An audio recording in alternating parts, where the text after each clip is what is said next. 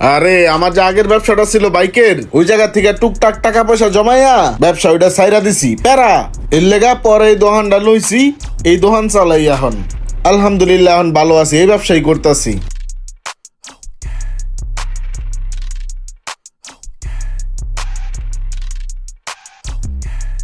ভাইয়ের তো কথা কি জানেন, এই জীবনে অনেক বড় এক্সপিরিয়েন্স পাইছি আমি। আপনাদের দেখা দেখি আমি বাইকের ব্যবসা শুরু করছিলাম। আমি তো ওই ব্যবসার আগামাতা কিছু বুঝতাম না, খালি ধরা খাইতাম, বেশি দামে কিনতাম আর কম দামে বেচতাম।